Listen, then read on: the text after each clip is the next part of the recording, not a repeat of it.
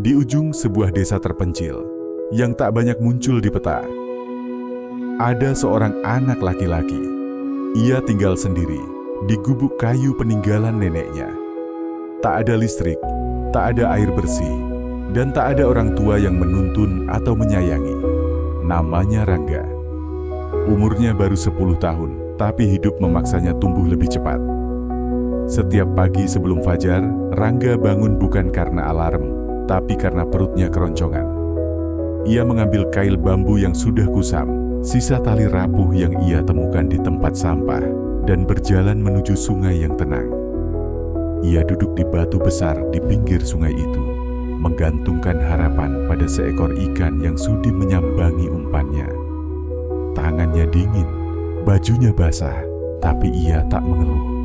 Kadang ia menangkap 2 ikan kecil, kadang tidak sama sekali. Tapi esoknya, ia datang lagi, dan lagi, dan lagi. Ikan itu bukan hanya untuk makan. Rangga tahu, kalau ia bisa menjual seekor ikan saja, ia bisa beli garam. Mungkin juga sedikit beras. Setelah memancing, ia berjalan kaki sejauh 2 kilometer ke pasar. Di sana, ia berdiri malu-malu, membawa ikan dalam daun pisang.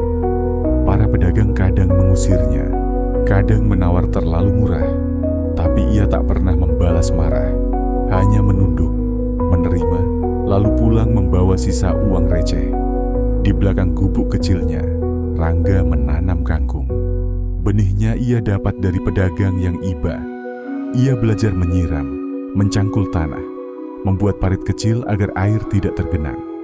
Panen pertama gagal, daunnya keriting, batangnya busuk, tapi ia tidak menyerah. Ia tanam lagi, lebih hati-hati. Ia simpan air hujan, ia kumpulkan daun kering sebagai pupuk.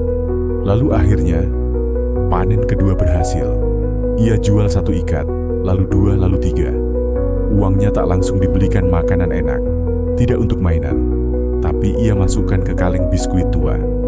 Ia simpan, receh demi receh. Kaleng itu ia tanam di bawah kasur. Ia bilang pada dirinya sendiri, kalau aku sabar, suatu hari aku bisa beli sepeda bekas, biar bisa jualan ke desa sebelah. Hari-harinya penuh kesendirian, tapi juga penuh kerja keras. Bahkan saat demam, ia tetap ke sungai. Bahkan saat hujan, ia tetap menyiram tanaman.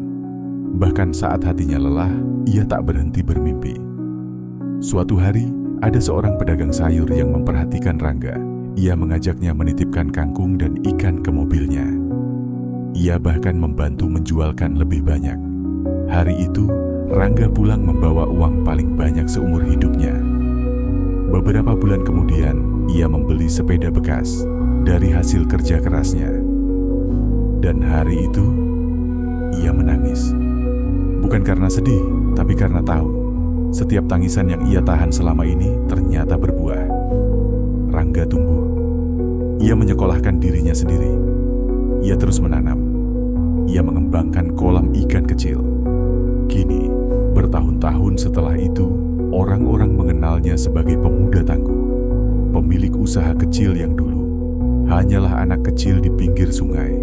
Rangga adalah kita semua, jika kita memilih untuk tidak menyerah. Sukses tak selalu butuh uang. Kadang hanya butuh tekad yang tak pernah padam.